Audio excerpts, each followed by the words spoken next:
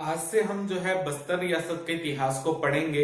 हमने जो है पिछले कुछ रियासतों को कवर कर लिया है। लगभग हमने 12 रियासत को कवर कर लिया है। आज से हम बस्तर रियासत वाले पार्ट को कवर करेंगे। तो जो बस्तर में काकती वंश रहा है, क्योंकि वही रियासत में राज किया, तो हम पूरा काकती वंश भी इसी के साथ कंप्लीट करेंगे। तो और इसी के साथ जो है हम जितने भी आदिवासी आंदोलन जो हुए हैं बस्तर के आसपास के क्षेत्रों में, वो सब पार्ट हम इसी क्लास में कवर करने वाले हैं। तो अगर हम देखें तो बस्तर रियासत का अगर हम क्षेत्रफल की बात करें तो लगभग 13,002 वर्ग मील उसका क्षेत्रफल था। ये छत्तीसगढ़ की सबसे बड़ी रियासत थी जो बस्तर थी, ठीक है। और सबसे ज्यादा समय तक स्वतंत्र रहने वाली जो रियासत थी वो भी बस्तर ही थी। तो 13,002 वर्ग मील इसका क्षेत्रफल था। कहीं कहीं पे 13,062 मिलता है, ये सब मैंने आपको पहले ही बताया हुआ है, ठीक है। तो यहाँ वंश कौन सा था? काकती वंश था, जो कि संबंधित था वारंगल के चालुक्य वंश से, ठीक है। तो वारंगल के चालुक्य वंश से जो है ये संबंधित है। तो आपसे अगर पूछा जाए बस्तर रियासत का कौन से वंश परंपरा के हैं, तो आपका आंसर चालुक्य वंश का होगा, ठीक है। वारंगल के चालुक्य से संबंधित थे। आगे हम देखेंगे कैसे उनका संबंधित था, लेकिन ये इनका नाम चालुक्य से काकती कैसे हो गया, इसके विषय में जानकारी इतिहासकारों के पास उपलब्ध अभी भी नहीं है, ठीक। इसके संस्थापक है बस्तर रियासत के अन्नम देव, ठीक है। लगभग 1324 ईस्वी के आसपास जो है अन्नम देव ने पूरे बस्तर के क्षेत्र में शासन किया था। अब थोड़ा सा इसका डिटेल देख लेते हैं। जैसे कि आपको पता ही होगा, बस्तर का नाम पहले चक्रकोट था, चक्रकोट्टा बोलते थे, भ्रमरकूट बोलते थे, भ्रमरकोट बोलते थे, ठीक है। तो ये सब नाम कहां से पड़ा है वो हम देख लेते हैं। इसके अलावा बस्तर को कहीं कहीं दंडकारण्य भी कहा गया है। तो यहां पर अगर देखें तो बस्तर का नाम बस्तर कैसे पड़ा है, इसके विषय में बहुत सारी दंत कथाएं प्रचलित हैं। जिसमें से पहली दंत कथा जो है ये है कि जब रावण जो है सीता माता का हरण किए थे, तो सीता माता को यहां से जब ले जा रहे थे लंका की तरफ, तो सीता माता ने यहां पर अपने वस्त्र का एक टुकड़ा गिराया था, ताकि जो है राम जी को ये पता चल सके कि यहां से उनको ले जाया गया है। तो उसी वस्त्र के टुकड़े के कारण इस क्षेत्र का नाम बस्तर पड़ा, और बाद में ये जो हो गया ये बस्तर हो गया, ठीक है। ये एक पहली दंत कथा है। दूसरी दंत कथा यहां पर यह है कि जो काकती वंश के शासक थे अन्नम देव, उनकी इष्ट देवी थी यहां पर दंतेश्वरी देवी। तो दंतेश्वरी देवी से उन्होंने जब उनको बोला कि मेरे को इस क्षेत्र में जो है शासन करना है, तब दंतेश्वरी देवी ने अपने जो वस्त्र पहने थे उसको फैलाया था कि ये वस्त्र जो है जितना दूर तक फैलेगा उतना ही आपका साम्राज्य होगा। तो वो वस्त्र से नाम बस्तर हो गया। तीसरा ये बोला जाता है कि इस क्षेत्र में जो है बांस के पेड़ बहुत ज्यादा थे, ठीक है। और जब अन्नम देव जो है अपना चालुक्य वंश से जो है इस क्षेत्र में आए थे, वारंगल से बस्तर के आसपास के क्षेत्र में आए थे, तो यहाँ एक बांस के पेड़ के नीचे उन्होंने विश्राम किया था। तो बांस के पेड़ के नीचे जहां विश्राम किया था उस समय उसको बासंतरी बोला जाता था। वही बासंतरी जो है कालांतर में चलकर बस्तर हो गया। तो ये सब बहुत सारी दंत कथाएं प्रचलित है बस्तर के नाम के लिए लेकर, ठीक है। अब यहाँ पर हम देखते हैं कि एक्चुअल में जो है बस्तर का जो इतिहास रहा है वो किस तरीके से रहा है। 1310 ईस्वी के आसपास जो है अलाउद्दीन खिलजी को, आपको पता है अलाउद्दीन खिलजी दक्षिण भारत अभियान करते हैं। तो अलाउद्दीन खिलजी के दक्षिण भारत अभियान के सेनापति रहते हैं मलिक काफूर। तो मलिक काफूर जब जाते हैं वारंगल के चालुक्य वंश के शासकों के ऊपर आक्रमण करने। तो वारंगल के चालुक्य वंश के शासक उस समय रहते हैं प्रताप रुद्र। तो प्रताप रुद्र के ऊपर आक्रमण करते हैं अलाउद्दीन खिलजी के सेनापति, जिनका नाम रहता है मलिक काफूर। तो मलिक काफूर जब आक्रमण करते हैं, प्रताप रुद्र जो है इतनी तो मजबूत स्थिति में रहते हैं कि वो उनसे हारते नहीं, लेकिन उनके साम्राज्य का नुकसान कुछ ना हो, इसी के लिए वो क्या करते हैं, इनकी अधीनता स्वीकार कर लेते हैं। यानी अलाउद्दीन खिलजी की अधीनता स्वीकार कर लेते हैं प्रताप रुद्र, और ये बोलते हैं कि हम जो है आपको खिराज देंगे, यानी जो टैक्स या कर था खिराज, वो देने का यहाँ पर वचन दे देते हैं प्रताप रुद्र। कहीं कहीं पे ऐसा लिखा हुआ मिलता है कि अलाउद्दीन खिलजी को के जो मलिक काफूर यहाँ पर आए थे, तो प्रताप रुद्र ने क्या किया था, जो उनकी सोने की मूर्ति बनी थी वो इस समय उनको दे दिया था। कहीं लिखा रहता है कोहिनूर हीरा मलिक काफूर लेकर गया था, तो कहीं लिखा रहता है मोहम्मद बिन तुगलक यानी जूना खान लेकर गया था। इसके विषय में भी इतिहासकारों के मध्य मतभेद है कि मलिक काफूर को सोने का जो कोहिनूर हीरा वो दिया गया था कि जूना खां को दिया गया था, ठीक है। दोनों ही अलग अलग बुक में अलग अलग मिलता है वो। अब यहाँ पर इसके बाद क्या होता है अलाउद्दीन खिलजी यहाँ पे प्रतापरुद्र खिराज देना स्वीकार कर लेते हैं, लेकिन बाद में जो है तो यहाँ पर खिराज देना शुरू में तो देते रहते लेकिन बाद में बंद कर देते हैं। अब गयासुद्दीन तुगलक का समय आता है, तो गयासुद्दीन तुगलक के समय क्या करते हैं, गयासुद्दीन तुगलक अपने बेटे जूना खां को यहाँ का सेनापति बनाकर भेजते हैं वारंगल में कि आप जाओ और उस क्षेत्र में अपनी सत्ता को स्थापित कर लो। तब यहाँ पर प्रतापरुद्र देव जो रहते हैं, प्रतापरुद्र देव के पास यहाँ पर आते हैं जूना खां, और जूना खां और प्रतापरुद्र देव के मध्य जो है युद्ध होता है। लेकिन यहाँ पर जो है प्रतापरुद्र देव जो रहते हैं उनकी स्थिति कमजोर जरूर रहती है, लेकिन यहाँ पर क्या होता है कि जो गयासुद्दीन तुगलक के बेटे रहते हैं जूना खां, उनको उसके सैन्य शिविर में एक अफवाह फैल जाती है कि जो दिल्ली के सुल्तान है गयासुद्दीन तुगलक, उनकी मृत्यु हो गई है और वहां कोई अन्य सुल्तान जाकर बैठ गया है। तो जूना खां की जो नेतृत्व में सेना ही रहती है वो उनके मध्य, क्योंकि अब वो सुल्तान ही, उनके पिता सुल्तान नहीं रहे तो वो उनकी आज्ञा क्यों मानेंगे, तो आधे लोग वहां से वापस चले गए। ठीक है, तो आधे लोग जब वहां से वापस चले जाते हैं तो यहाँ पर जो है प्रतापरुद्र देव को जो जूना खां यहाँ पर कैद किए रहते हैं युद्ध में, क्योंकि इनकी स्थिति कमजोर हो जाती है और जूना खां के सैनिक जो है वापस चल जाते हैं, तो प्रतापरुद्र देव यहाँ से भागकर बाहर आ जाते हैं, यानी बच जाते हैं और जूना खां को अपनी जान बचाकर वापस दिल्ली जाना पड़ता है। ठीक है, फिर दिल्ली जाते हैं और वहां पे 1324 में फिर से वहां से वापस आते हैं। जूना खां नेतृत्व में अपनी बड़ी सेना लेकर आते हैं।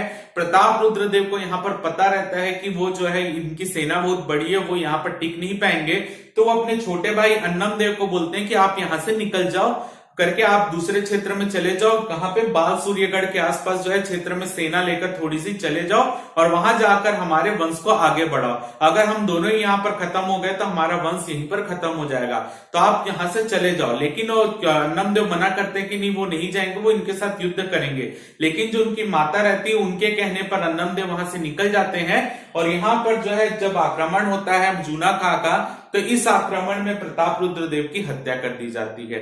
ठीक है, तो प्रतापरुद्र देव की यहाँ पर हत्या हो जाती है क्योंकि अन्नमदेव जो है यहाँ से अपनी छोटी सी सेना लेकर निकल गए थे। वो मुख्य रूप से बाल सूर्यगढ़ से होते हुए जो है बारसूर के आसपास के क्षेत्र में पहुंचते हैं। तब यहाँ पर आते हैं अन्नमदेव, तो देखते हैं कि इस क्षेत्र में जो शासन कर रहे हैं वो छिंदक नागवंशी शासक जिनका नाम है हरिश्चंद्र देव। तो हरिश्चंद्र देव पर आक्रमण करते हैं अन्नमदेव और हरिश्चंद्र देव को हराकर अन्नमदेव जो है मुख्य रूप से छत्तीसगढ़ के आसपास के क्षेत्र में अपनी रियासत का या आप बोल लीजिए अपनी जमींदारी स्थापित कर लेते हैं। ठीक है, तो यहाँ पर जो है जमींदारी स्थापित कर लेते हैं अन्नमदेव। ठीक, तो अन्नमदेव जो है आप बोल सकते हैं यहीं से काकतीय वंश की नींव पड़ती है और अन्नमदेव जो है पहले ही यहाँ पे शासक बनते हैं। इनके अन्नमदेव जैसे ही शासक बनते हैं वो अपनी राजधानी जो है मंदोता को बनाते हैं। कहीं कहीं पे जैसे लाला जगदलपुरी की बुक में स्पष्ट लिखा हुआ मिलता है कि मंदोता उनकी पहली राजधानी नहीं थी। अन्नमदेव की पहली राजधानी बारसूर थी। बारसूर के बाद उन्होंने दंतेवाड़ा को राजधानी बनाया और दंतेवाड़ा के बाद उन्होंने मंदोता को राजधानी बनाया। तो ये लाला जगदलपुरी की बुक में ये लिखा हुआ है।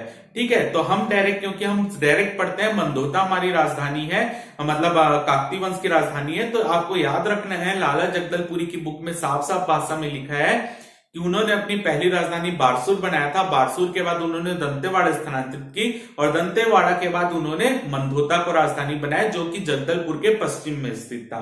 ठीक है, तो इनकी राजधानी मंदोता जगदलपुर के पश्चिम में। अन्नमदेव की इष्ट देवी थी दंतेश्वरी देवी। ठीक है, तो अन्नमदेव क्या थे, दंतेश्वरी देवी को जो भी उनके मध्य मन की जो भावना रहती थी वो दंतेश्वरी देवी को लिखकर समर्पित करते थे उनकी मूर्ति में।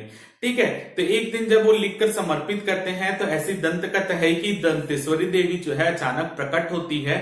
जब वो प्रकट होती है तो वो पूछती है कि आपकी क्या मनोकामना है, आप मेरे को बताएं, मैं आपकी मनोकामना पूरी करूंगी। तो यहाँ पर अन्नमदेव बोलते हैं मेरे को राजा बनना है। तब दंतेश्वरी देवी बोलती है कि आप जो है मेरे पीछे पीछे चलिए, लेकिन आपको जो है मतलब आप मेरे आगे चलिए और जहां जहां तक मैं चलते जाऊंगी वहां वहां तक आपका साम्राज्य स्थापित होगा और उस क्षेत्र के आप राजा बनेंगे।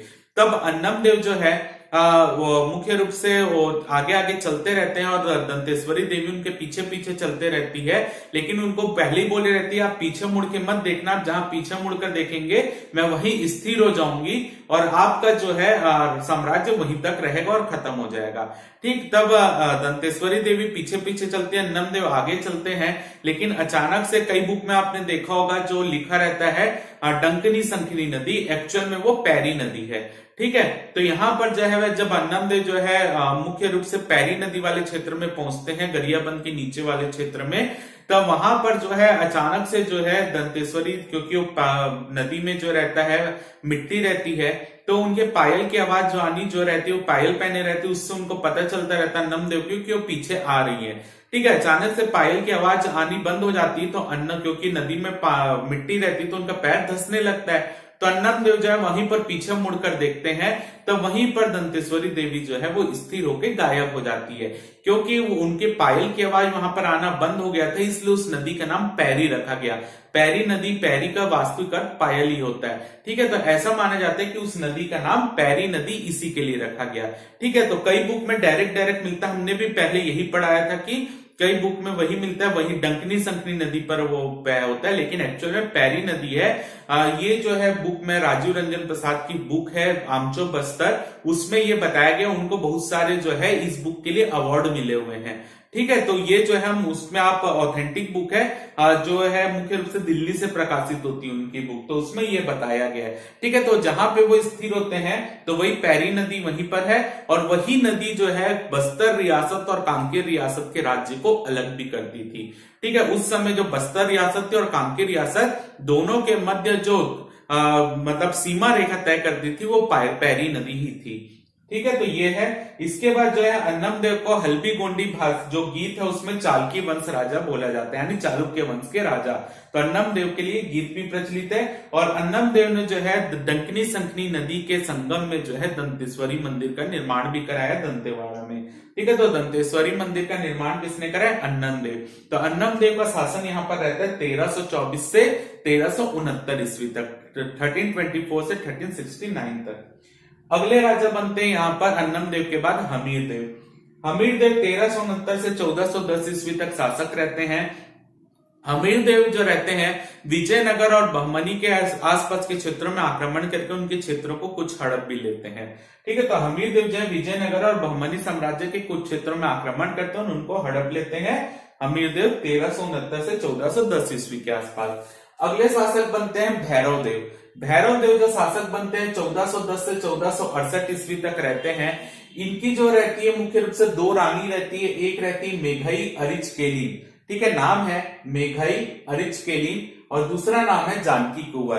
तो उनकी जो एक रानी है मेघई अरिचकेलीन, उनको शिकार का बहुत ज्यादा शौक रहता है, वो शिकार करने में फेमस रहती है।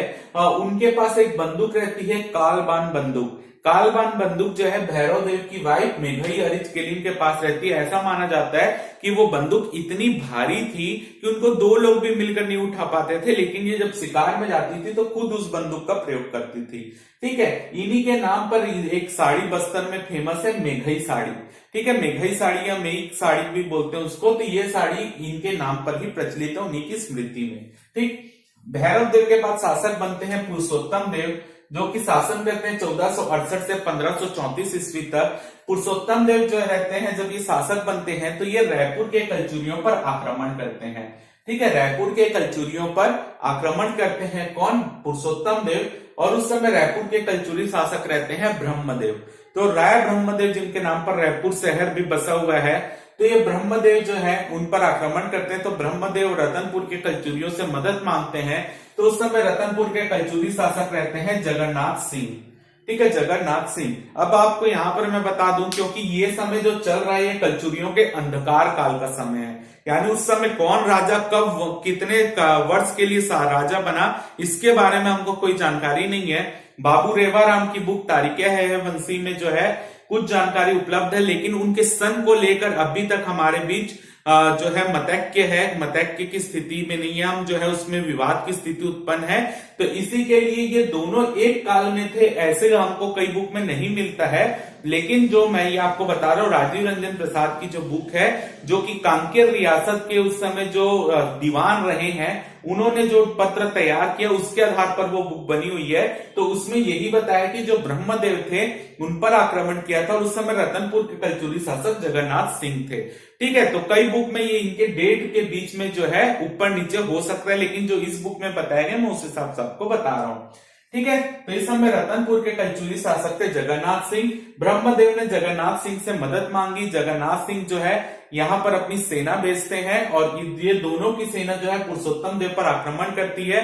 पुरुषोत्तम देव यहाँ पर इतना डर जाते हैं उनके ऊपर जब आक्रमण होता है, वो क्या करते हैं कि जो उनके सेनापति रहते हैं उनके कपड़े पहनकर घोड़े में बैठते हैं और उस क्षेत्र से भाग जाते हैं। ठीक है, तो यहाँ पे सेनापति के वस्त्र पहनकर घोड़े से भाग जाते हैं पुरुषोत्तम देव। ठीक, यहाँ पे इंपॉर्टेंट है, पुरुषोत्तम देव ने जो है जगन्नाथपुरी की तीर्थ यात्रा भी की थी। वो जमीन पर पेट के बल लेटते हुए जो है इस तीर्थ यात्रा में गए थे, जहां जाने के बाद जो है इन्होंने बहुत सारा सोना भी जगन्नाथपुरी के जो मंदिर है वहां पर समर्पित किया था। वहां के राजा ने इन्हें रथपति की उपाधि दी थी और एक रथ दिया था। उस रथ को लेकर जो है पुरुषोत्तम देव वापस आते हैं अपने क्षेत्र में, और उसी समय से उनके जो रथ लेकर वापसी आने के उपलक्ष्य में जो है प्रतिवर्ष जो है यहाँ पर गोंचा पर्व का भी आयोजन किया जाता है। ठीक है, तो गोंचा पर्व संबंधित है पुरुषोत्तम देव जब वो रथ लेकर जगन्नाथपुरी से बस्तर आते हैं। ठीक है, तो गोंचा पर्व, अब गोंचा पर्व में एक उपकरण चलाया जाता है जिसका नाम है तुक्की। तो तुक्की जब जो कि बांस की लकड़ी की बनी हुई तुक्की रहती है, यहाँ पर मैं कुछ एक्स्ट्रा बता दूं तो तुक्की में वो कौन सा फल रखकर, जैसे क्योंकि तुक्की एक प्रकार की बंदूक टाइप का काम करती है, उसको मुंह से फूंक कर चलाया जाता है। तो उसमें जो गोली का काम करता है वो क्या है, माल कांगनी का फल। माल कांगनी का फल को तुक्की के अंदर फंसाया जाता है और मुंह से उसको ऐसे फूंक कर जो है उसमें प्रेशर दिया जाता है और माल कांगनी का फल ही निकलकर बाहर आता है।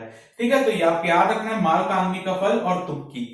अब यहाँ पर जो है पुरुषोत्तम देव अपनी राजधानी को परिवर्तन करते हैं और मंदोता से बस्तर को राजधानी ट्रांसफर कर देते हैं। यानी पहले जो मंदोता राजधानी अन्नम देव के समय बनी थी, अब उसको ट्रांसफर करते हैं पुरुषोत्तम देव बस्तर की ओर।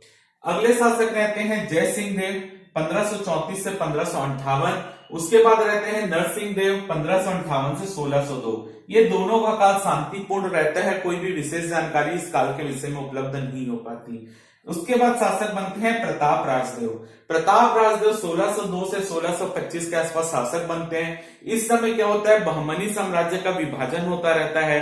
ठीक है, बहमनी साम्राज्य में आपसी जो है 5 भागों में बंटने वाला विभाजन होता है। तो इसका फायदा उठाने के लिए प्रताप राजदेव क्या करते हैं, बहमनी साम्राज्य का विभाजन का फायदा उठाने के लिए गोलकुंडा पर आक्रमण करते हैं। उस समय गोलकुंडा के शासक रहते हैं मोहम्मद कुली कुतुब शाह। ठीक है, जो कि गोलकुंडा के सुल्तान है मोहम्मद कुली कुतुब शाह। इन पर आक्रमण करते हैं प्रताप राजदेव। लेकिन जो है यहाँ पर जब ये आक्रमण करते हैं मोहम्मद कुली कुतुब शाह के ऊपर, तो मोहम्मद कुली कुतुब शाह इनको खदेड़ देते हैं और ये यहाँ से वापस अपने क्षेत्र में आ जाते हैं। मोहम्मद कुली कुतुब शाह जो है इसे अपना अपमान समझते हैं कि वो हम पर आक्रमण करे, तो ये भी अपनी एक सेना तैयार करते हैं और वो बस्तर पर आक्रमण करने के लिए भेज देते हैं।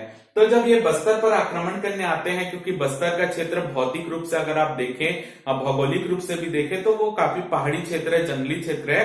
तो यहाँ पर बस्तर की सेना जो है वो गोलकुंडा के जो आक्रमण होता है मोहम्मद कुली कुतुब शाह का, उनकी सेना को भी हरा देती है। तो बस्तर सेना गोलकुंडा की सेना को यहाँ पर हरा देती है।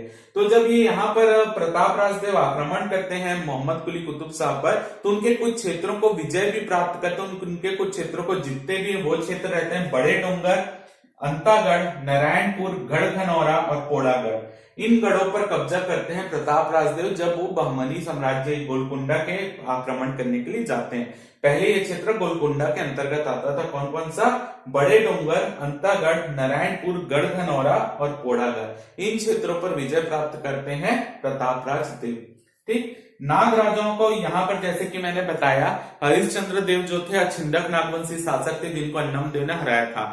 ठीक है, लेकिन हरिश्चंद्र देव के जो वंशज थे वो तो अभी भी जीवित थे, तो वो समय समय पर बस्तर पर आक्रमण करते रहते थे जीतने के लिए, और उनका सपोर्ट करते थे कांकेर रियासत के जो शासक थे। तो यहाँ पर जो है नाग राजाओं को जो अंतिम रूप से हराया था उनका नाम था प्रताप राजदेव। यानी प्रताप राजदेव के समय ही नाग राजा अंतिम रूप से हारे थे। ठीक है, उनका वंश यहीं पर खत्म हो जाता है, जो प्रताप राजदेव यहाँ पर हराते हैं, क्योंकि इनको पहले कांकेर सपोर्ट कर रहा था और कांकेर के साथ मिलकर ये इन पर आक्रमण करते थे। तो यहाँ पर अंतिम रूप से नाग राजाओं को हराते प्रताप राजदेव।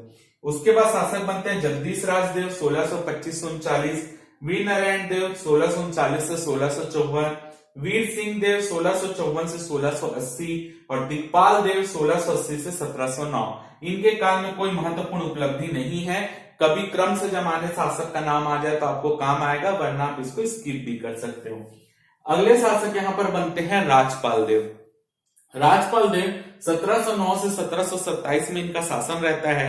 जब राजपाल देव शासक बनते हैं तो गोलकुंडा के सुल्तान राजपाल देव पर आक्रमण करते हैं।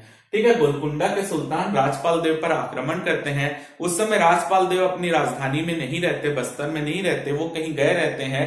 तो उनकी जो वाइफ रहती है रानी रुद्र कुंवर, वो जो है महल को छोड़कर भागती है और भागकर जो है एक ब्राह्मण के घर में शरण लेती, क्योंकि उस समय वो गर्भवती रहती है।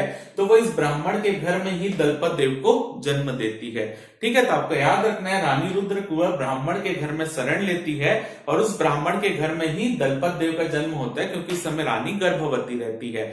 तब जब राजा अपनी राजधानी वापस लौटते हैं और उनको पता चलता है कि रानी और उनके जो बेटा हुआ है वो सकुशल है, तो वो खुश होकर जो है जो ये ब्राह्मण जिनको यहाँ पर शरण दिए थे, उस ब्राह्मण को जो है वो राजगुरु बना देते हैं। कौन? राजपाल देव। इसी समय जो है राजपाल देव के समय ही मराठा आक्रमण पहली बार हुआ था। कई बुक में हम डायरेक्ट पढ़ लेते हैं नीलू पंडित ने आक्रमण किया था, क्योंकि नीलू पंडित का जब आक्रमण था, क्योंकि उस समय छत्तीसगढ़ में मराठा शासन था, इसी के लिए हम जो है मतलब छत्तीसगढ़ में मराठा शासन आ गया था, इसी के लिए हम डायरेक्ट क्या पढ़ लेते हैं नीलू पंडित। लेकिन एक्चुअल में जब पहली बार मराठा आक्रमण बस्तर में हुआ था, वो हुआ था राजपाल देव के समय, जिसका नाम था कान्होजी भोसले। कान्होजी भोसले जो थे पहले मराठा सेनापति थे जिन्होंने आक्रमण किया था बस्तर में, और वो हार गए थे। क्लियर है? नीलू पंडित तब आक्रमण किए थे जब छत्तीसगढ़ में मराठा शासन आ चुका था। ठीक है, यानी नागपुर का आधिपत्य स्थापित हो चुका था छत्तीसगढ़ में, चाहे वो प्रत्यक्ष रूप से हो या अप्रत्यक्ष रूप से हो। ठीक है, तब नीलू पंडित का आक्रमण हुआ था, और ये कान्होजी भोसले का आक्रमण तब हो रहा है जब नागपुर का आधिपत्य छत्तीसगढ़ में नहीं आया है। ठीक, इसके अलावा जो है राजपाल देव ने ओडिशा के पपलाहंडी के राजा को हराया था। राजपाल देव ने उड़ीसा के पपलाहंडी के राजा को हराया था, और इसको हराने के बाद जो पपलाहंडी के 300 ब्राह्मण परिवार को लेकर राजपाल देव जो है बस्तर लाए थे, और इनको जो है यहाँ पर मुख्य रूप से करेकोट नामक परगने में इन सभी ब्राह्मण परिवारों को ठहराए थे। अब ये ब्राह्मण परिवार जो है क्योंकि खेती करने का काम करते थे, तो यहाँ पर जो बस्तर के लोग हैं वो भी जो है इनसे खेती की जो नई तकनीक थी उससे खेती करने का सीखा था। यानी कृषि से संबंधित जो मुख्य रूप से नई तकनीक बस्तर में पहुंची थी और राजपाल देव के समय पहुंची थी, क्योंकि उन्होंने 300 ब्राह्मण परिवारों को यहाँ पर लाकर करेकोट परगने में बसाया था। अगला हम देखते हैं कि राजपाल देव की 2 पत्नियां रहती हैं, रुद्र कुंवर और राम कुंवर। रुद्र कुंवर जो रहती है वो बघेलीन रहती है, यानी बघेल वंश की, और राम कुंवर जो रहती है वो चंदेल वंश की रहती है। तो रुद्र कुंवर के 2 बेटे रहते हैं, एक का नाम रहता है दलपत देव और एक का नाम रहता है प्रताप सिंह। राम कुंवर के एक ही बेटा रहता है जिसका नाम रहता है दक्षिण सिंह। जो राजा की प्रिय रानी रहती है वो रहती है राम कुंवर। तो राजा को राम कुंवर बोलती है कि आप जो है, क्योंकि राम कुंवर अपने ही बेटे को जो है शासक बनाना चाहती थी इनके बाद, तो इसी के लिए वो क्या करती है कि जो रुद्र कुंवर के अंतर्गत जो 2 बेटे हैं दलपत देव और प्रताप सिंह, राजा को बोलती कि इनको ये क्षेत्र देकर वहां पर भेज दो। ठीक है, तो राजा इनकी बात पर आते हैं और दलपत देव को कोटपाड़ परगना दे देते हैं कि आप वहां जाकर उसका शासन संभालो, और प्रताप सिंह को अंतागढ़ के आसपास का क्षेत्र देते हैं कि आप वहां जाकर प्रशासन संभालो। ये दोनों, उनका कारण ये रहता है क्योंकि उस समय उनको पता रहता है राजपाल देव जो है काफी बुजुर्ग हो चुके हैं, वृद्ध हो चुके हैं, तो उनकी जब मृत्यु आसपास स्थिति में हो जाएगी तो ये दोनों बेटे राजधानी में नहीं रहने चाहिए, क्योंकि राजधानी में जो रहेगा वही शासन संभालेगा। ठीक, तो उनका यही प्रयास था कि इनको राजधानी से दूर कर दिया जाए। तो ये दूर हो जाते हैं राजधानी से, और उनका राम कुंवर का जो बेटा रहता है दक्षिण सिंह वो शासक बनेगा, ऐसा उनका प्लान रहता है। लेकिन अचानक से दक्षिण सिंह की तबीयत खराब हो जाती है और उनकी ऐसी स्थिति आ जाती है कि वो भी मृत्यु कभी भी उनकी हो सकती है। तो उनको मृत्यु से बचाने के लिए क्या करते हैं कि दंतेश्वरी देवी की जो मूर्ति रहती है उनकी मूर्ति से बांधकर दक्षिण सिंह को बंद कर दिया जाता है कि दंतेश्वरी देवी के आशीर्वाद से वो बच जाएंगे, लेकिन दक्षिण सिंह की वहां पर मृत्यु हो जाती है। क्लियर है? तो दंतेश्वरी देवी से बांधकर जो है मूर्ति से बांधकर दक्षिण सिंह को रखा जाता है, लेकिन दक्षिण सिंह की मृत्यु हो जाती है किसके पहले? राजपाल देव के पहले। तो राजपाल देव की जब मृत्यु होती है तो उस समय भी जो रहते हैं ये दोनों, क्योंकि इनको ये क्षेत्र मिला रहता है, ये दोनों राजधानी से बाहर रहते हैं। तो राजपाल देव की मृत्यु का फायदा उठाते हैं कौन? जो कि राम कुंवर के चंदेल वंश की थी, उन्हीं के भाई जो रहते हैं वो इसका फायदा उठाते हैं और राजपाल देव की मृत्यु के बाद इस शासन को हड़प लेते हैं। ठीक है, तो आपको याद रखना है राजपाल देव की जो है एक उपाधि थी प्राण प्रताप चक्रवर्ती की। तो प्राण प्रताप चक्रवर्ती राजपाल देव की उपाधि थी। अब राजपाल देव की जैसे ही मृत्यु होती है 1721 में, इनका जो भाई रहता है राम कुंवर का चंदेली का भाई, तो वो सत्ता को स्थापित कर लेता है।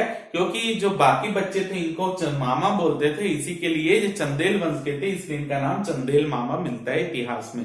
ठीक है, तो चंदेल मामा का शासनकाल है 1721 से 1731। तो चंदेल मामा जैसे ही शासक बनते ये दोनों भाई को, उनको पता था कि ये दोनों तो कभी भी हम पर आक्रमण करके सत्ता स्थापित करने की कोशिश करेंगे ही। इसी के लिए क्या करते हैं, जैसे ही ये शासक बनते ये इन दोनों को खदेड़ना चालू करते हैं, दलपत देव और प्रताप सिंह को। तो दलपत देव जो रहते हैं वो जयपुर के शासक के पास चले जाते हैं और प्रताप सिंह जो रहते हैं वो रीवा के शासक के पास चले जाते हैं। तब दलपत देव क्या करते हैं, जयपुर के शासक की मदद से कोटपाड़ क्षेत्र में अपना अधिकार कर लेते हैं। ठीक है, यहाँ पर जयपुर के शासक उनकी मदद करते हैं और कोटपाड़ क्षेत्र में अधिकार कर लेते हैं। कौन? ये दलपत देव। अब दलपत देव का यहाँ पर चाल चलते हैं और यहाँ पे चाल चलते वो इस प्रकार के चाल चलते हैं कि वो एक संधि पत्र भेजते हैं, किसको? चंदेल मामा को, कि मैं आपकी अधीनता स्वीकार कर रहा हूं, मैं आपसे मिलना चाहता हूं। अब ये पत्र जैसे ही चंदेल मामा को मिलता है वो काफी खुश होते हैं कि वो एक छत्र राज करेंगे। तो राखी का दिन रहता है, राखी के दिन में आमंत्रण दिया जाता है किसको? दलपत देव को, कि आप आइए, हमारी अधीनता स्वीकार कर लिए और हमसे मिल लीजिए।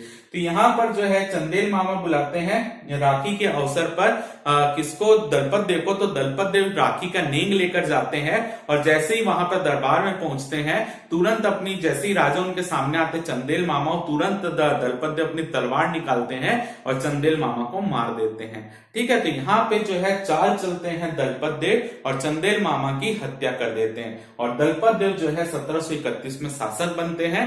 तो यहां तक का पार्ट हमने कवर कर लिया है, आप इसका स्क्रीनशॉट लीजिए। अब हम आगे देखेंगे कैसे दलपत देव शासक बनते हैं, फिर दलपत देव के बेटे अन्नम देव, दरिया देव के मध्य क्या प्रॉब्लम होती है जिससे हलवा विद्रोह होता है, ये सब पार्ट अब हम कवर करेंगे। आप इसके स्क्रीनशॉट ले लीजिए, फिर हम आगे बढ़ते हैं।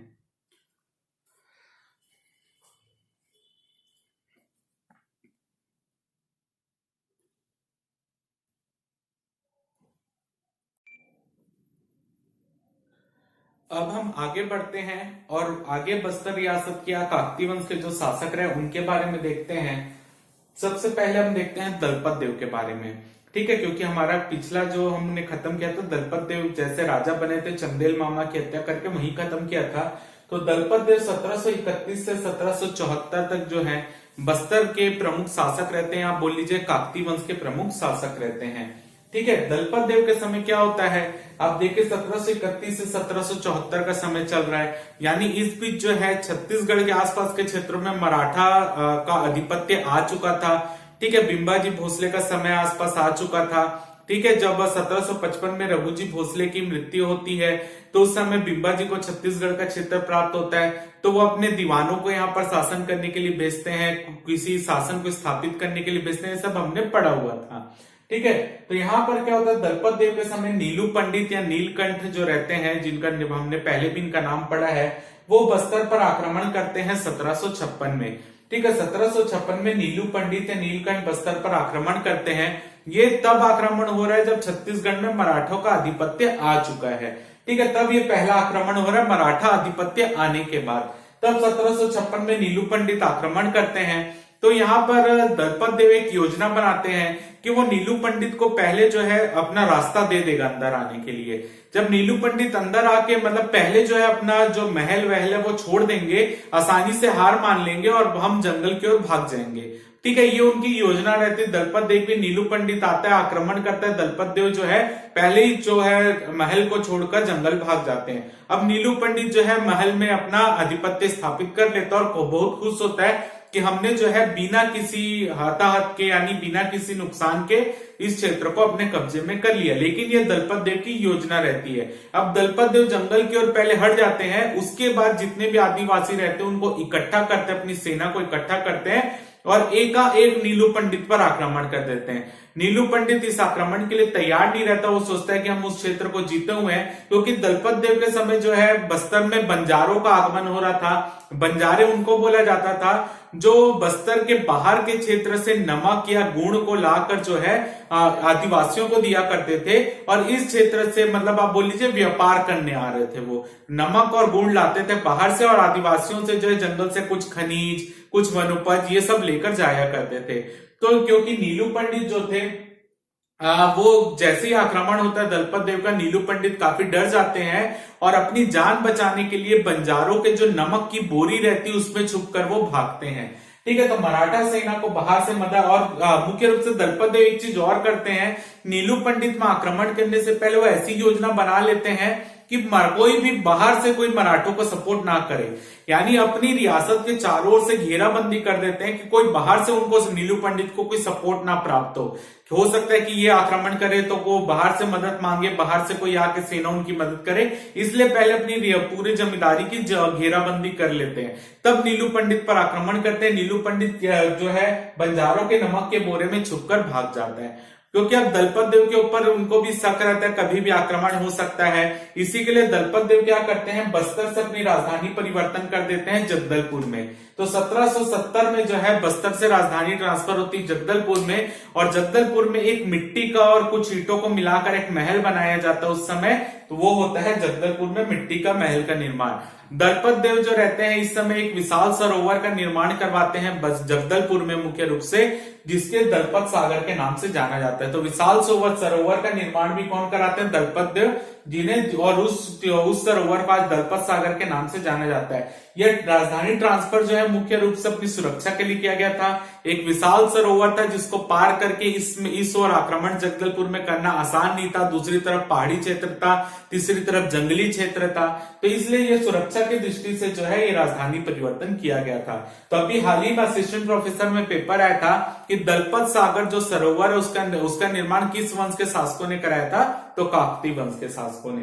ठीक है, इसी समय क्या होता है, दलपत देव जब शासक रहते हैं तभी मुगल आक्रमण भी बस्तर में होता है। मुगल सेना जो आती है और बस्तर जमींदारी को चारों ओर से घेर लेती है कि कभी भी मुगल सेना का आक्रमण जो है बस्तर जमींदारी पर हो सकता था। लेकिन यहाँ पर क्या होता है, मुगल सेना में एक अचानक से एक बीमारी फैल जाती है जिसके कारण मुगल सैनिक जो है प्रभावित होते हैं, कई मुगल सैनिकों की मृत्यु होने लगती है। तो इस अचानक जो बीमारी फैल जाने के कारण मुगल सेना जो है बस्तर में बिना आक्रमण किए अपने क्षेत्र में वापस लौट जाती है।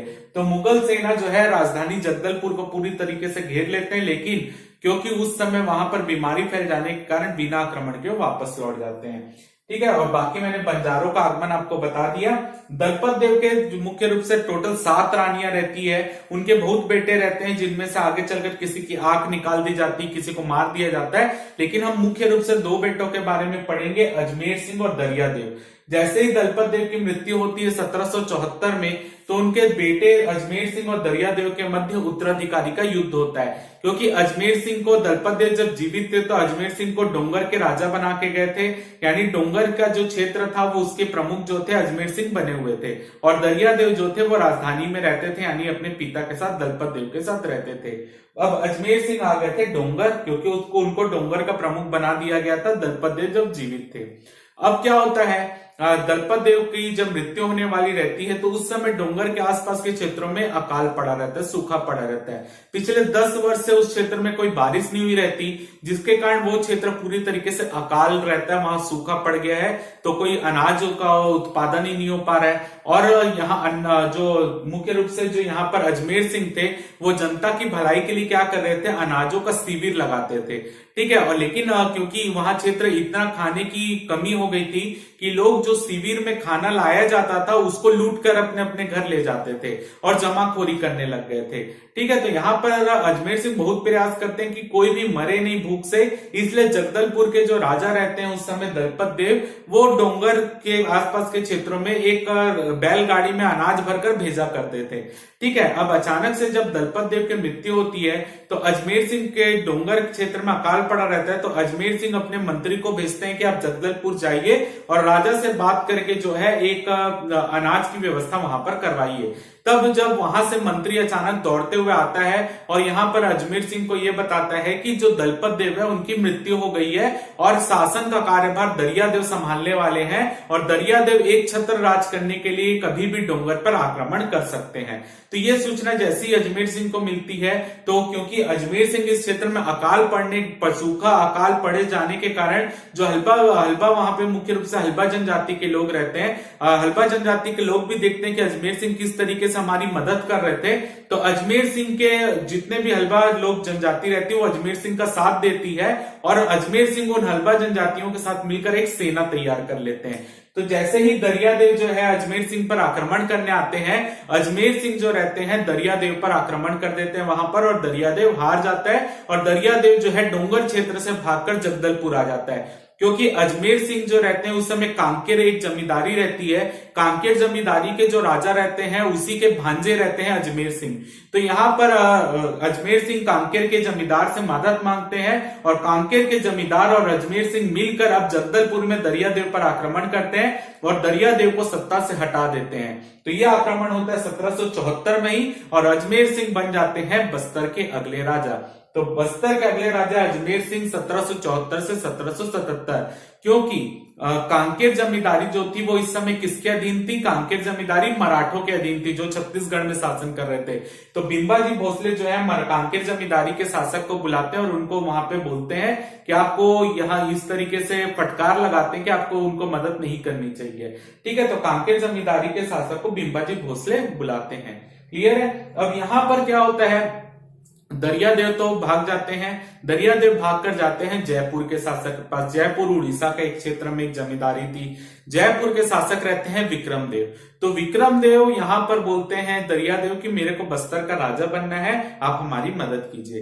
तो विक्रमदेव जो रहते हैं वो, क्योंकि विक्रमदेव के जो शासन था वो अंग्रेजों के अधीन था, तो विक्रमदेव बोलते हैं हमको अंग्रेजों से बात करनी पड़ेगी और अंग्रेज बोलते हैं कि वहां पर क्योंकि आसपास के क्षेत्र में मराठा शासन है तो मराठों से भी बात करनी पड़ेगी। तो इसी के लिए विक्रमदेव क्या करते हैं, अंग्रेजों, मराठों और दरियादेव की संयुक्त मीटिंग अपने जो टाउन हॉल रहता है जयपुर का वहां पर बुलाते हैं और उनकी मीटिंग होती है। तो वहां पर सब अपनी अपनी शर्त रखते हैं कि उनको क्या, क्योंकि अब आक्रमण करना है तो कोई फोकट में तो आक्रमण करने आएगा नहीं, फ्री में तो आक्रमण नहीं करेगा। तो पहली शर्त ये रहती है कि अगर हमारी सेना वहां पर आक्रमण करने जाती है, कहां पे, जगदलपुर में, तो इस अवसर पर जितने भी सैन्य खर्च होंगे वो सब बस्तर के राजा के द्वारा उठाया जाएगा। यानी दरियादेव ये पहली शर्त मानता है कि जो पूरा अभियान होगा, जो भी सैनिक खर्चा होगा वो पूरा दरियादेव राजा बनने के बाद इनको देगा। ये पहली शर्त होती है। दूसरी शर्त यहां पर रखते हैं, विक्रमदेव की मांग रहती है कि उनको जो है कोटपार, चुरचुड़ा, पोड़ागढ़, उमरकोट, रायगढ़ ये परगना जो है हमको देना पड़ेगा। यानी दरियादेव राजा बनने के बाद ये परगने कोटपार, चुरचुड़ा, पोड़ागढ़, उमरकोट, रायगढ़ ये परगने जो है वो दरियादेव किसको दे देगा? विक्रमदेव को दे देगा। दरियादेव इसमें भी सहमति दे देते हैं, लेकिन यहाँ पर तय होता है कि इन परगनों के बदले आपको कुछ हमको आय भी, यानी जो टैक्स है वो हमको देना पड़ेगा। ये भी वो विक्रमदेव और दरियादेव के मध्य समझौता होता है। अब यहाँ पर दूसरा मराठे ये बोलते हैं कि हमको जो है, आप बस्तर जो है अभी तक स्वतंत्र एक जमींदारी है, तो आपको जो है मराठों की अधीनता स्वीकार करनी पड़ेगी। ठीक है, तो यहां पर दरियादेव स्वीकार कर लेते हैं कि वो जो है राजा बनने के बाद मराठों की अधीनता को स्वीकार करेंगे। तो जो बस्तर रियासत जिसको, या बस्तर जमींदारी जिसको मुगल तक नहीं हिला पाए, यहां दरियादेव समझौता करते हैं। बस्तर की जो स्वतंत्रता उसको बेचकर से समझौता कर लेते हैं मराठों से कि आप इस युद्ध में मेरे को राजा बनाइए, मैं आपको अपनी जमींदारी जो है आपके अधीन मान लूंगा। ठीक है, तो यहां पर जो है मराठों के अधीनता स्वीकार करेंगे और 59,000 रुपए टकौली भी राशि तय कर दी गई कि आप 59,000 रुपए टकौली की राशि भी हमको देंगे। ये दरियादेव स्वीकार करते हैं। तब यहां पर एक सेना तैयार होती है। मराठों के सेनापति रहते हैं त्रयंबक।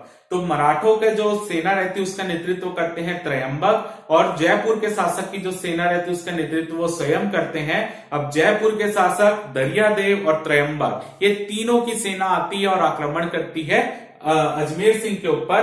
अजमेर सिंह जो रहते हैं, क्योंकि इतनी बड़ी सेना थी उनकी, अजमेर सिंह जो रहते हैं यहाँ पर हार जाते हैं और वो भागकर चले जाते हैं डोंगर के क्षेत्र में। और जितने भी हल्बा जनजाति के लोग रहते हैं वो भी डोंगर आते हैं। और यहाँ पर जो है डोंगर में जैसे ही पहुंचते हैं तो दरियादेव यहाँ पर रुकते नहीं। दरियादेव जयपुर के शासकों की सेना को लेकर पहुंचते हैं डोंगर, और डोंगर में पहुंचकर अजमेर सिंह की हत्या कर देते हैं। अब अजमेर सिंह की जब हत्या होती है तो जो हल्बा विद्रोही रहते हैं वो छापेमार कार्यवाही करने लगते हैं, क्योंकि अजमेर सिंह उनके नेता रहते हैं, तो इसी के लिए वो छापेमार कार्रवाई करते हैं। और आगे चलकर जो है हल्बा विद्रोह चलता रहता है, और आगे चलकर 1779 के आसपास, 79 के आसपास बड़े डोंगर नामक क्षेत्र में मराठों, जो बड़े डोंगर नामक क्षेत्र में दरियादेव और हल्बा विद्रोहियों के मध्य समझौता होता है और उस विद्रोह को वहां पर खत्म किया जाता है। तो हल्बा विद्रोह जो है 1774 से आप बोल लीजिए 1777, जब तक अजमेर सिंह थे तब तक चला था। और उसके बाद 79 में जो है, इसके बाद भी क्योंकि वो कंटिन्यू होता है, और 79 में जाकर हल्बा विद्रोह खत्म होता है, जब बड़े डोंगर नामक क्षेत्र में समझौता होता है दरियादेव और हल्बा विद्रोहियों का। क्लियर है? तो यहां पर आपके लिए इंपॉर्टेंट है हल्बा विद्रोहियों का छापेमार कार्रवाई। तो आपको याद रखना है कि हल्बा विद्रोह यही है जो अजमेर सिंह और दरियादेव के मध्य जो भी प्रॉब्लम आ रही थी वही हल्बा विद्रोह है।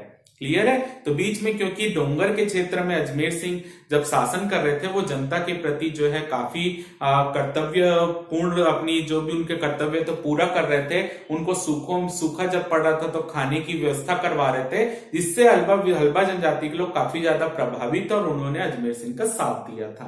क्लियर है? तो यहाँ पर आपको एक चीज और याद रखना है कि यहाँ पर जो है ये अन्नमदेव लिखा गया, ये अजमेर सिंह है। अजमेर सिंह की जो मृत्यु है वो कहां पे हो रही है? अजमेर सिंह की मृत्यु डोंगर में हो रही है। ठीक है, अजमेर सिंह की मृत्यु डोंगर में हो रही है, और अजमेर सिंह को क्रांति का मसीहा भी कहा जाता था। क्लियर है? तो ये पूरा क्षेत्र आपका क्या हो गया? अब आ गया दरियादेव के अधीन। अब यहाँ पर दरियादेव शासक बनते हैं 1777 से 1800 ईस्वी तक उनका शासन रहता है। इन्होंने मराठों की अधीनता स्वीकार की थी, और ये एक कोटपाड़ संधि होती है। ठीक है, अब जैसे यहां पर तो उन्होंने वर्बली बोल दिया हाँ हम ये सब देंगे, तो अब जो है मराठों को क्या है, बस्तर उसको अधीन लेना था। इसके लिए कोटपाड़ संधि होती है 6 अप्रैल 1778 को, क्योंकि ये सब चीजें क्या थी कि हम जब राजा बन जाएंगे तब हम ये सब चीज आपको देंगे। तो उसको पाने के लिए कोटपाड़ संधि होती है 6 अप्रैल 1778 को, जिसके तहत जो दरियादेव रहते हैं अपने परगने जो ये थे कोटपाड़, चुरचुड़ा, कोड़ागढ़, उमरकोट और रायगढ़, ये परगने दे देते हैं विक्रमदेव को, और इस संधि के तहत मराठे की अधीनता स्वीकार कर लेते हैं दरियादेव। तो 6 अप्रैल 1788 को कोटपाड़ संधि के तहत बस्तर का क्षेत्र जो है वो मराठों के अधीन आ जाता है। क्लियर है? इनके काल में होता है भोपालपट्टनम का विद्रोह 1795। जैसे कि हमने पहले भी पढ़ा था, कैप्टन ब्लंट जो रहते हैं इस समय छत्तीसगढ़ की यात्रा में आए रहते हैं, तो मार्च 1795 के आसपास। तो वो जो है मुख्य रूप से बस्तर से होते हुए तेलंगाना, आंध्र प्रदेश और ये महाराष्ट्र से होते हुए ये पूरा रास्ते की जांच के लिए आते हैं कि उनको रास्ता खोजना रहता है, ताकि जो है उड़ीसा जाने के लिए, जो महाराष्ट्र से उड़ीसा जाने के लिए जो रास्ता है वो कम समय में उसकी दूरी तय की जा सके। तो इसके लिए कैप्टन ब्लंट आते हैं, हमने पहले भी पढ़ा हुआ है।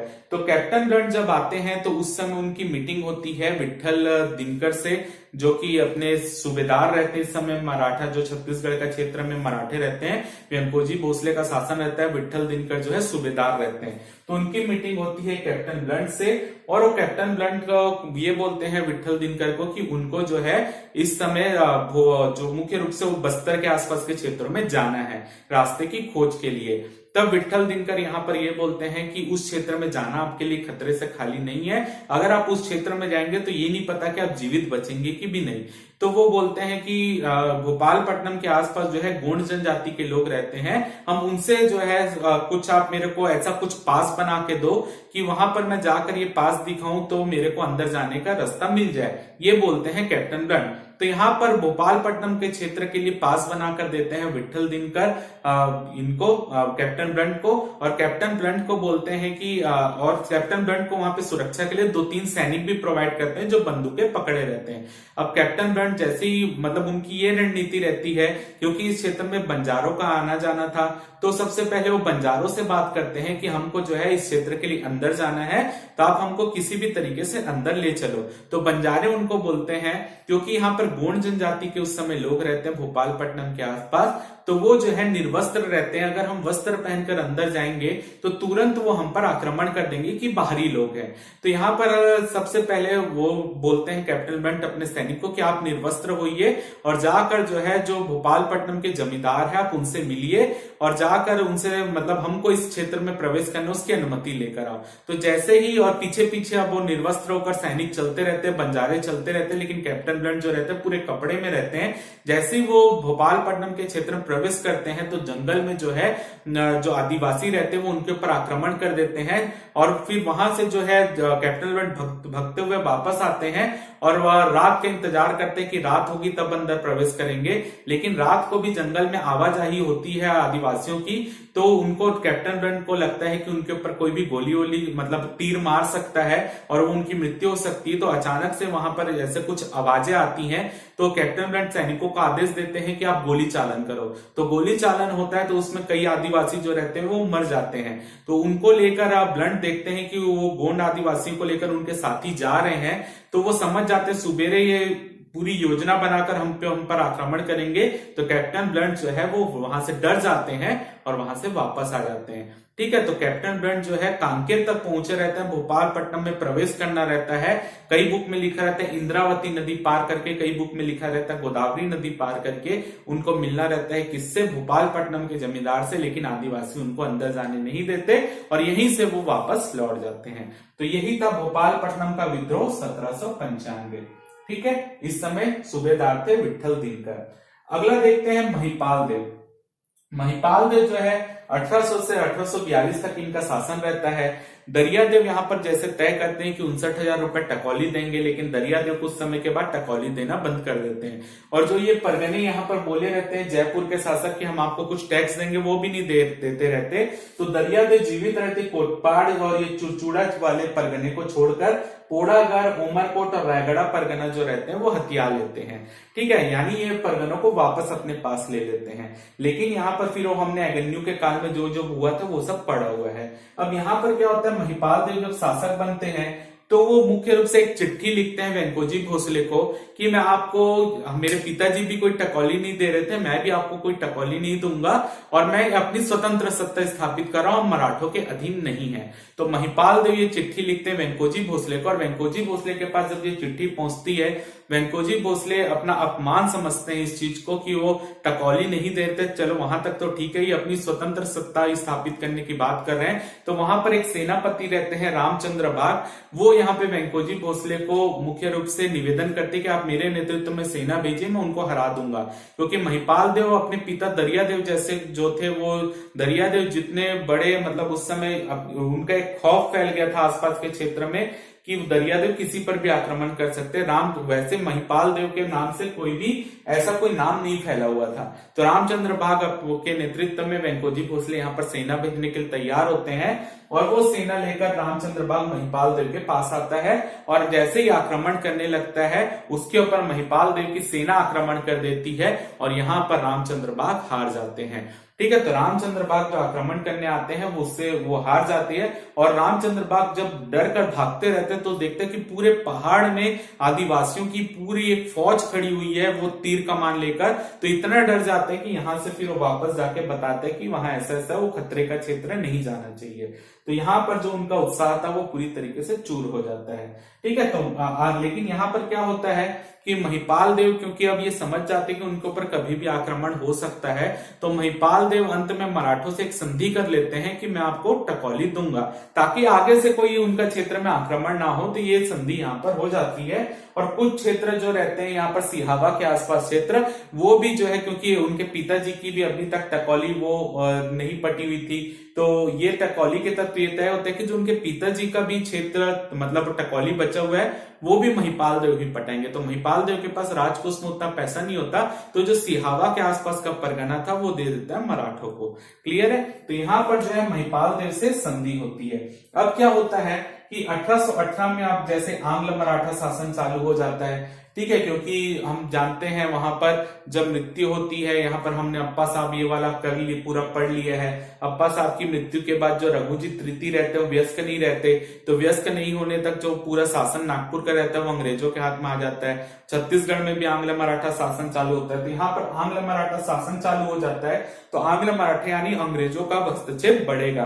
तो यहाँ पर क्या होता है, एगन्यू जैसे ही यहाँ पर छत्तीसगढ़ में अधीक्षक बनकर आते हैं, तो एगन्यू जो है एक अनुबंध तैयार करवाते हैं कि सभी जमींदार जितने भी छत्तीसगढ़ में है, सभी जमींदारों से एक अनुबंध पत्र में साइन कराते हैं कि आपको निश्चित रूप से इतनी इतनी टकौली देना ही पड़ेगा, नहीं देंगे तो हम आपके क्षेत्र को हड़प लेंगे।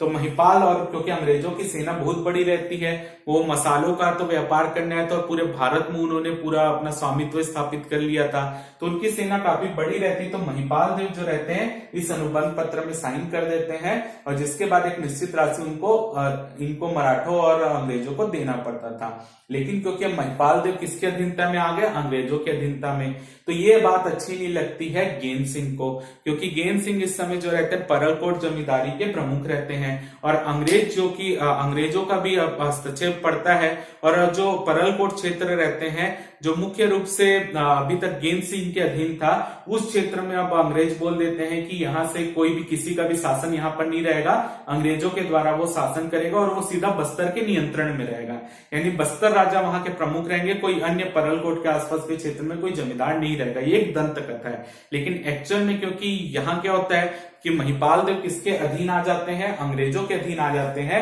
और अंग्रेज जो रहते हैं वो बाहरी व्यक्ति रहते हैं, हमारे देश के नहीं रहते, तो बाहरी व्यक्तियों का हमारे क्षेत्र में हस्तक्षेप ना हो, इसके लिए परलकोट का विद्रोह क्या होता है 1824-25 में, जिसके नेता रहते हैं गेन सिंह, जो कि अबूझमाड़िया जनजाति के रहते हैं, और यहाँ पर जो है मुख्य रूप से जो गेन सिंह की उपाधि थी वो थी भूमिया राजा की, यानी परलकोट का भूमिया राजा कौन है, तो गेन सिंह बोला जाता था, ठीक है। तो यहाँ पर गेन सिंह जो रहते हैं वो अपने राजा को अधिकार दिलाने के लिए, यानी महिपाल देव को अधिकार दिलाने के लिए और विदेशी सत्ता को यहाँ से बाहर फेंकने के लिए अबूझमाड़ियों को इकट्ठा करते हैं और परलकोट का विद्रोह करते हैं। तो यहाँ पर इनका संकेत के रूप में धावड़ा वृक्ष की टहनी का प्रयोग करते हैं।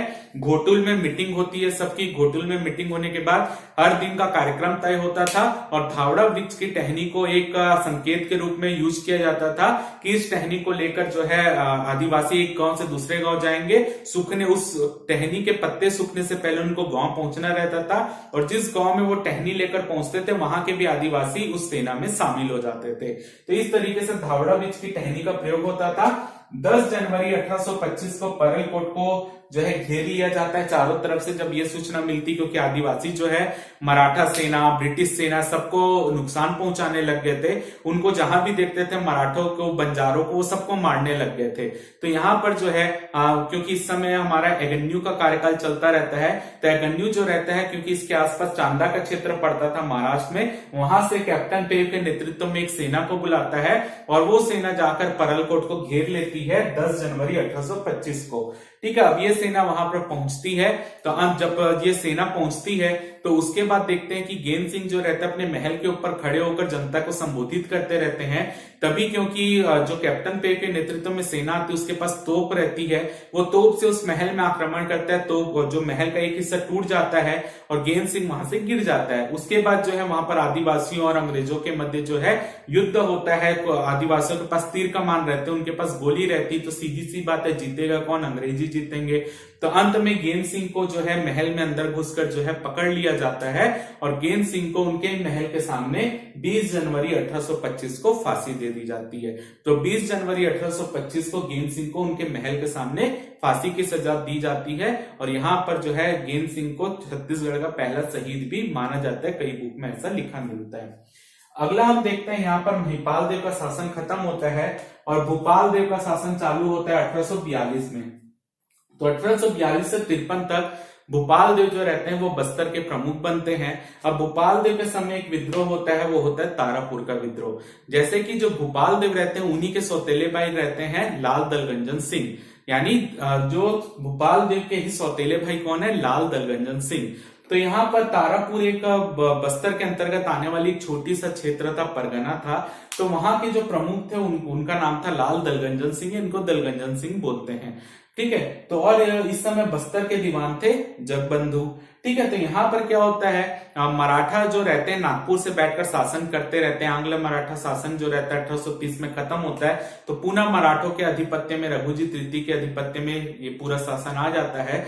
तो यहाँ पर जो है मराठे जो है मुख्य रूप से यहाँ पर बोलते हैं कि आपको इस क्षेत्र का कर बढ़ाना है, यानी बस्तर राजा की जो टकौली रहती है वो बढ़ा दी जाती है, और उनको बोलते हैं कि जो बढ़ी हुई टकौली की राशि है वो आपको तारापुर के क्षेत्र से वसूल करनी है। तो यानी सीधी सी बात है, तारापुर क्षेत्र से जो कर लिया जा रहा है उसको बढ़ाया जा रहा है। तो क्योंकि यहाँ के प्रमुख रहते हैं दलगंजन सिंह, तो वो जो है इस कर की राशि को देने से जो बड़ी हुई राशि उसको मना कर देते हैं। तो ये कर की राशि बढ़ गई है ये बताने के लिए दलगंजन सिंह जो है बस्तर के दीवान जगबंधु को भेजते हैं।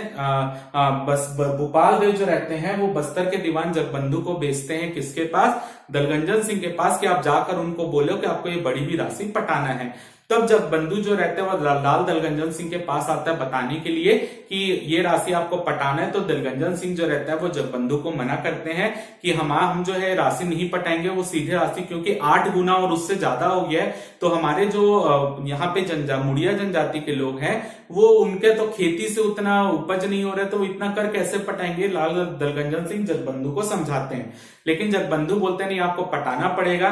तब जगबंधु जो रहते हैं वो वापस जाने लगते हैं। तब लाल दलगंजन सिंह क्या करते हैं, और मुख्य रूप से आदिवासी क्या करते हैं, मुड़िया आदिवासी की हमारे जो प्रमुख है दलगंजन सिंह उनका अपमान कर रहे हैं करके जगबंधु को कैद कर लेते हैं। ठीक है, जगबंधु को कैद कर लेते हैं।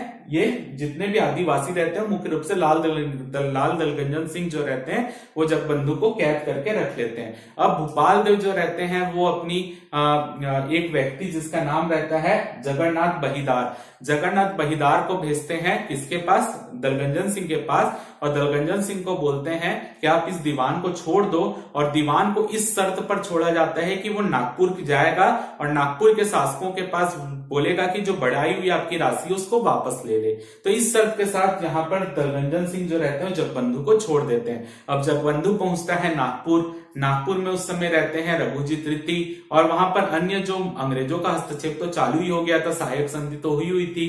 तो वहां पे अंग्रेज अधिकारी रहते हैं जिनका नाम रहता है मेजर विलियमसन। वो मराठा मंत्री रहते हैं जिनका नाम रहता है दिवाकर। उनको बोलते हैं कि आप जो है यहाँ पर एक धर्म वर्म का मुद्दा कुछ उठाओ और वहां पर जो है दंगे करवाना चालू कर दो, क्योंकि जितने भी आदिवासी हैं उनको नियंत्रित करने के लिए जो आपस में संगठित करने की एक ही शक्ति है वो है दंतेश्वरी देवी। तो आप जो है कुछ ऐसा मुद्दा उठाओ कि दंतेश्वरी देवी में जो है मतलब वहां पर कुछ ऐसा मुद्दा उठाओ कि उनके आपस में मतभेद की स्थिति हो। ठीक है, तो यहाँ पर जो है वो बोलते हैं कि हमने तो पहली नरबली वाला मुद्दा उठाया हुआ है, लेकिन राजा का जो आदेश मतलब हमको लेटर प्राप्त होता है उसमें वो कुछ ऐसे नरबली वाला मुद्दा तो कुछ वो प्रमाण देते हैं कि वहां पे कोई नरबली नहीं हो रहा है। ठीक है, तो यहाँ पर मेजर विलियमसन ये बोलते हैं कि आप जो है अपनी एक सेना जो है वो जगदलपुर भेजो और मुख्य रूप से जो है तारापुर क्षेत्र में भेजो। वो क्या करेंगे, दलगंजन सिंह को गिरफ्तार करके नागपुर लाएंगे। और जब वो दलगंजन सिंह को गिरफ्तार करके नागपुर लाएंगे तो आप क्या करो, क्योंकि दलगंजन सिंह किसका सौतेला भाई है, भोपाल देव का सौतेला भाई है, तो आप क्या करो उसको नागपुर बुलाओ, उसको कुछ महीने की सजा देते हैं और उसके बाद उसी को बस्तर का दीवान बनाकर जो है भेज देते हैं, ताकि वो दोनों भाई की आपस में पटती नहीं है, वो दोनों भाई आपस में लड़ते रहेंगे और बस्तर में हमारा पूरा अधिकार नियंत्रित, बस्तर में पूरा नियंत्रण हमारा स्थापित हो जाएगा। अब वैसे ही एक सेना आती है वहां से नागपुर से, वो दलगंजन सिंह को गिरफ्तार करती है और नागपुर ले जाती है और 6 महीने की सजा होती है दलगंजन सिंह को। तो वहां पर जो है मेजर विलियमसन जो रहते हैं वो बात करते हैं दलगंजन सिंह से और उनको बोलते हैं कि दलगंजन सिंह मुख्य रूप से विलियमसन को बोलते हैं कि जो दीवान वहां पर काम कर रहा है वो अच्छा नहीं है, आपको दीवान हटा देना चाहिए। जगबंधु वही जो है इस बस्तर के क्षेत्र में दंगे फैलवा रहा है, ऐसा दलगंजन सिंह बोलते हैं। तो वो विलियमसन दलगंजन सिंह से पूछते हैं कि आप ही कोई नाम सुझा दो, तो वो कोई नाम बोलते हैं कि मैं कोई नाम नहीं सुझाऊंगा, आपको जिसको बनाना है आप उसको बना के भेजो, लेकिन ये जगबंधु को वहां से हटा दो और जो बढ़ी हुई टकौली की राशि उसको घटवाने का भी निर्देश जारी करो।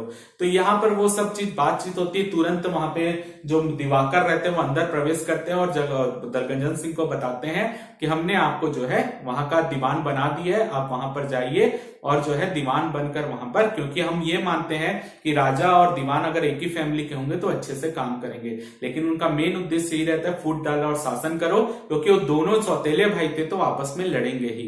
तो यहाँ पर इस तरीके से तारापुर का विद्रोह शांत हो जाता है 1854 के आसपास, और मुख्य रूप से दलगंजन सिंह को यहाँ पर दीवान बना के तुरंत ही भेज दिया जाता है, तो उसमें कोई दिक्कत नहीं। लेकिन इसी समय जो है बस्तर के आसपास मेरिया विद्रोह चालू हो जाता है, वो हम अगली क्लास में कवर करेंगे। तो मुख्य रूप से तारापुर विद्रोह क्या था, कर की राशि बढ़ाने के विरुद्ध में जगबंधु को कैद करना। तो मैंने आपको स्टोरी बताई है, यहां से आपके लिए इंपॉर्टेंट जो क्वेश्चन बनता है, हलवा विद्रोह का नेतृत्व किसने किया था, अजमेर सिंह, जो 1774 से 1779 तक हुआ था, लेकिन 1777 में अजमेर सिंह की मृत्यु हो गई थी। सेकंड, परलकोट का विद्रोह कब हुआ था, 1824-25 में, लेकिन उसका नेतृत्व किसने किया था, परलकोट के विद्रोह का गेंद सिंह ने। भोपालपट्टनम का विद्रोह कब हुआ था, 1795 में, और भोपालपट्टनम का विद्रोह मुख्य रूप से कुछ नहीं था, कैप्टन ब्लंट से संबंधित है। और यहाँ पर आया तारापुर का विद्रोह, जिसका नेतृत्व किया था दलगंजन सिंह ने बढ़ी हुई कर की राशि के विरोध में, और ये कब हुआ था, 1842 से 54। तो अब हम जब अगली क्लास में मिलेंगे तो हम इसी पार्ट को आगे बढ़ाएंगे और मेरिया विद्रोह देखते हुए अंत तक हम पूरा भूमकाल के विद्रोह तक का पार्ट को कवर करेंगे, और हमारा बस्तर रियासत, आदिवासी आंदोलन और हमारा काकती वंश से पूरा एक साथ कंप्लीट होगा। फिर हम कांकेर वाला देखेंगे और उसी दिन हम रियासतों का विलीनीकरण वाले पार्ट को कवर कर लेंगे। तो हमारा पूरा ये पार्ट यहाँ पर खत्म हो जाएगा। क्लियर है? तो आज की क्लास हम यही खत्म करते हैं। आप इसका स्क्रीनशॉट ले लीजिए, मिलते हैं हम अगली क्लास में।